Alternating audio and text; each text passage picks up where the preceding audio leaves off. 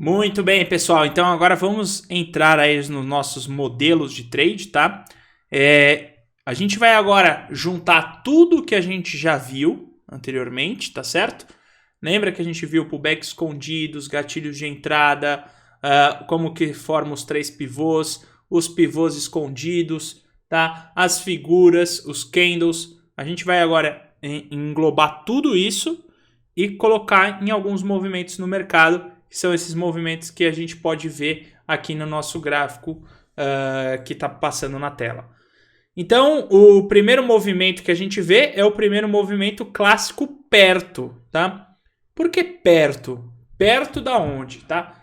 Perto do topo. Lembra que a gente falou o seguinte, toda vez, tá, que a gente tem um movimento que se segura acima dos 50% do nível de retração de Fibo, a gente pode entrar por gatilho, né? A gente pode pôr o nosso gatilho por violação. Então essa é a ideia que está por trás desse primeiro movimento clássico perto, tá? Então vamos dar uma olhada nisso aqui.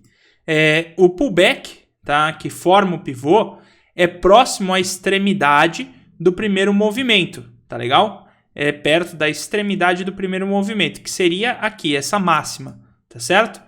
Não sendo necessário um movimento grande para romper a máxima, podendo dar o gatilho na superação da máxima, tá?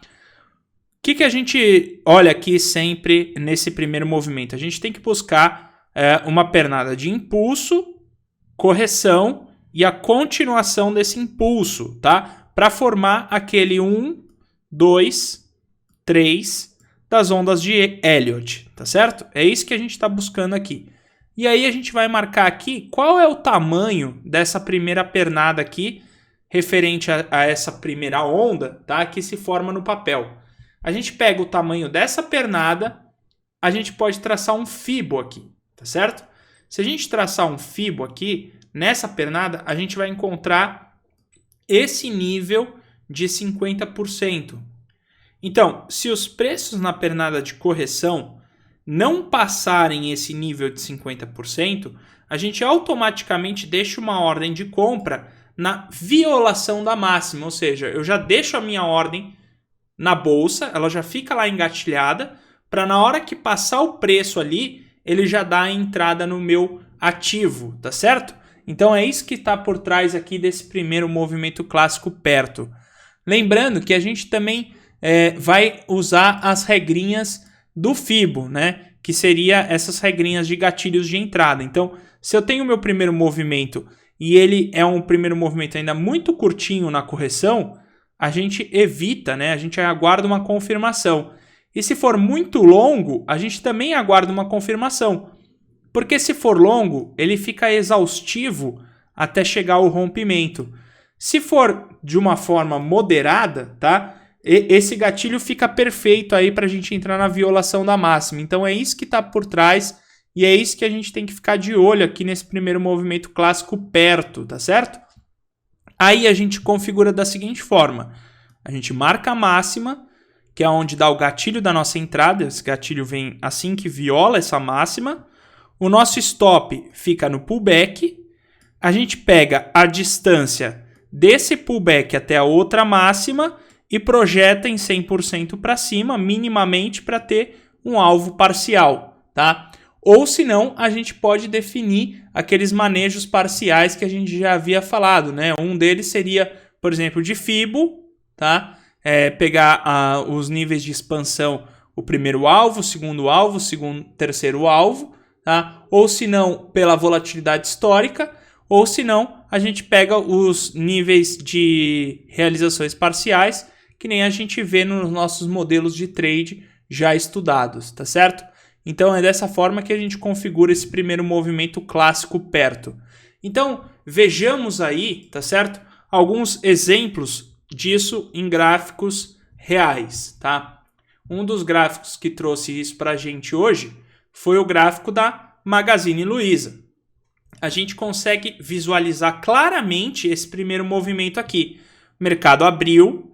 Lembrando que quando o mercado abre, a gente pode ver se o mercado está em fabuloso 4, que seria ele tá bem direcional. Então, você vê que ele está direcional, a gente tem a média móvel de 20, seguindo a direção, a de 200 aqui embaixo com um viés bem positivo, um gap na sua abertura. A primeira barra é uma barra neutra, tá certo? Uma barra neutra é uma barra de evento também, mas é neutra essa barra, tá certo? Então, quando a gente tem uma barra neutra, a gente tem que tomar um pouquinho de cuidado. Só que aí a gente já vê rapidamente quando o mercado abre esse primeiro movimento, correção do primeiro movimento, continuação do primeiro movimento. A gente já coloca a nossa ordem de start na violação dessa máxima e projeta o risco, tá? Aí a gente pode verificar. Bom, essa pernada aqui, como que tá a contração dela? Olha, a contração dela aqui tá bem clara, não passa do nível de 50% de retração de Fibo. Então eu posso deixar configurada aqui uma entrada na violação da máxima. Quero projetar um alvo. Eu posso pegar, tá? O nível aqui do meu pullback e projetar em 100% para cima. Esse seria o meu primeiro alvo parcial, tá legal? Onde ficaria meu stop? O meu stop tá no próprio pullback, que seria aqui nessa região. Então aqui fica o meu stop, a minha entrada e meu alvo. Ah, eu não quero traçar o alvo de 100%, eu quero o alvo de Fibo mesmo, tá certo? Bem, o alvo de Fibo, a gente pega a primeira pernada, projeta da mínima até essa máxima e assim que rompe, a gente vai de encontro com o primeiro nível de retração ali na máxima. Ou seja, a gente traz esse nível de Fibo que está aqui, tá legal? Nessa máxima de encontro. Então, a gente está pegando essa pernada e projetando um alvo dela para cima. A gente encontra o nosso alvo parcial, tá legal? Esses seriam aí as formas de você pegar um primeiro movimento, tá, do mercado e fazer o trade. Entrada, stop, alvo, tá? Outro papel que também tem essa característica, movida, tá certo? A gente vê a abertura, ela configura uma tendência, tá certo? Ó, você tem essa média móvel de 20, seguindo a tendência de alta, a média móvel de 200, também aqui a gente vê ela ascendente. Primeira barra do dia, uma barra de ignição, uma barra elefante, tá? A gente não vai trabalhar assim na sequência dessa barra. E aí veio um RBI, uma barra vermelha ignorada.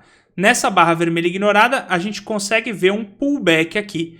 Esse pullback a gente vai pegar dessa mínima até essa máxima para ver se é um pullback de correção saudável. Olha, ele é um pullback de correção saudável. Então, para mim, já basta que aqui eu posso configurar um trade. Eu tenho o meu stop, que fica nesse pullback, o meu gatilho de entrada aqui, na hora que supera essa máxima, tá certo? E aí eu vou projetar o meu alvo a partir desse movimento. Eu posso pegar, então, o meu alvo de 100% do risco, que seria eu pegar esse risco e projetar 100% para cima. Eu vou ter o meu alvo aqui. Ou, se não, eu posso pegar o meu Fibo e traçar ele da forma convencional, que é eu pegar essa mínima com essa máxima e puxar na expansão até atingir o meu primeiro alvo. Meu primeiro alvo, depois eu posso chegar num segundo alvo e até mesmo um terceiro alvo que esse papel ainda não atingiu, tá certo? Então, essas são as formas de eu configurar o meu trade de primeiro movimento, tá? Algumas observações sobre isso. Primeira coisa, o pullback desse primeiro movimento, ele costuma ter algumas características. Entre elas, uma característica é a máxima dessa barra de pullback, ela tem a sua máxima e a sua mínima menor que a barra anterior. Então, toda vez que eu tenho uma barra que produza sua máxima e sua mínima menor que da barra anterior, eu posso falar que eu estou num pullback do mercado, tá certo? Essa daí não é uma regra oficial do mercado, mas toda vez que eu tiver uma barra que demonstre para mim, olha, eu tenho a sua máxima e eu tenho a sua mínima menor que da barra anterior. Pô, então isso aqui é bem legal, porque chama a atenção para a formação de um pullback. Essa barra, ela faz a mínima e a máxima menor que a barra anterior. Então isso aqui chama a atenção que essa barra é o que dá o pullback, tá certo? Se fosse só essa barra, a mínima dela é maior que da anterior. Então, por isso que ela ainda está caracterizada mais como um gift, tá certo? Outra coisa que a gente verifica nesses primeiros movimentos. Se você tem a barra formando a sua máxima e sua mínima menor que a do candle anterior, a gente visualiza um certo vazio gráfico aqui. Esse vazio gráfico, tá certo? Significa um movimento também de pullback. É um movimento que está por trás. Então, são dois detalhes que a gente pode verificar no dia a dia, tá? Que mostra pra gente que isso aqui tá um pullback claro, que seria o vazio, que se torna aqui, a máxima e a mínima menor que do candle anterior, tá certo? Configurando um pullback e ainda ela não atinge níveis menores do que 50% de retração. Então, isso chama muita atenção. Outro detalhe para o trade de primeiro movimento clássico perto, tá? Se for um movimento exaustivo, por exemplo, esse papel aqui, ele teve um movimento mais exaustivo. Então, vamos dar uma olhada aqui. O mercado abriu nessa barra, produziu um movimento bem forte, tá? A gente pode dizer que ele até teve, tá certo? Um primeiro movimento de pullback aqui por RBI. Mas o pullback mesmo veio depois aqui em cima, tá? Onde a gente já verifica a barra com a sua máxima e sua mínima menor que a anterior e um certo vazio gráfico aqui. Isso daqui se configuraria o pivô até então do dia. Só que veja como esse movimento é muito grande, tá? Um movimento muito grande, ele pode ser exaustivo. Então, não é o melhor trade que a gente pode procurar no mercado. Não é esse tipo de trade que a gente está buscando. Apesar de ter uma aparência muito boa, tá certo? Ele já fica mais exaustivo. Então, lembra, um primeiro movimento saudável, tá certo? Ele não vai passar mais do que 5, 6 barras depois que o mercado abre. Então, toda vez que a gente vai buscar um trade de primeiro movimento, a gente olha quantas barras aí tem até a formação do primeiro movimento. Por volta de 3 a 5 barras. Olha, de 3 a 5 barras é um bom movimento. Então, se eu tenho um mercado que produza de 3 a 5 barras, fica bem interessante para eu entrar, tá certo? Agora não, tem 10 barras até ele fazer a contração. Esse já é exaustivo. A gente tem que sempre ficar de olho nessas coisas. São pequenos detalhes que a hora que a gente vai colocando, isso ajuda, tá, a gente entender melhor o mercado, tá certo? Então esse é o primeiro movimento de clássico perto dessa máxima que me ajuda a entrar por violação.